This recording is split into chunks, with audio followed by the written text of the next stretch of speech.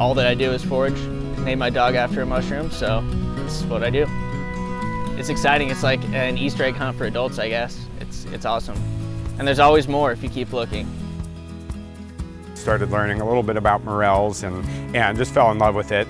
So every year since then I've had a chance to go out and hunt for morels and have perfected my technique over the last couple decades. A true morel, the cap of the morel is continuous with the stem, so it kind of comes right into it. Hey Terry, here's some good ones here. These are the biggest we found today. And my knife, my special knife, works on these. So they work with the roots of the specific types of trees they need to grow.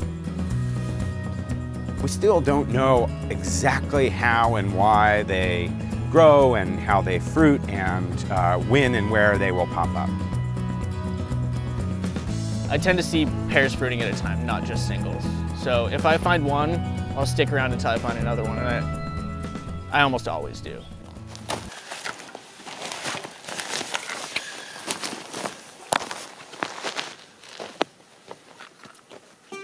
The place where I often hunt them in Idaho is in burned areas, and that's, at least as far as the theories go, because of the disturbance and because you've removed some of the vegetation and the grasses, then you have a really comfortable spot for the spores to land, and so the mushrooms take advantage of that, send out their spores, and then spread in that manner.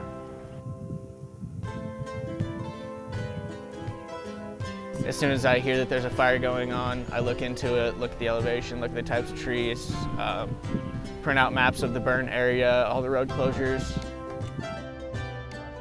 But they can also grow in completely undisturbed areas, and a lot of folks have very closely guarded spots where they go to year after year and have pretty good luck in those locations. Got some dirt on it, that's where the brush comes in. It's pretty good size, biggest one I think I've found today.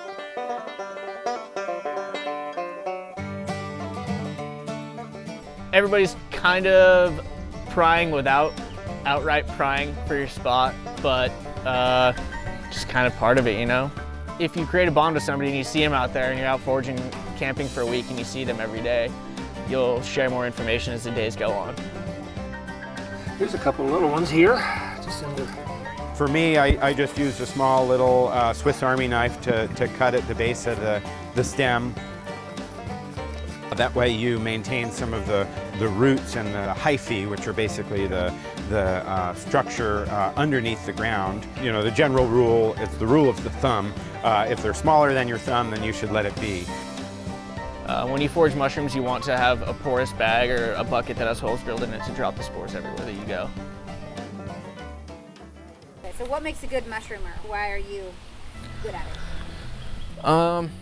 I'm far from the best at it, that's for sure, but I think just a love for it, a love for the outdoors, a love of adventure, and just really like mushrooms, I guess. You have to be dedicated to it.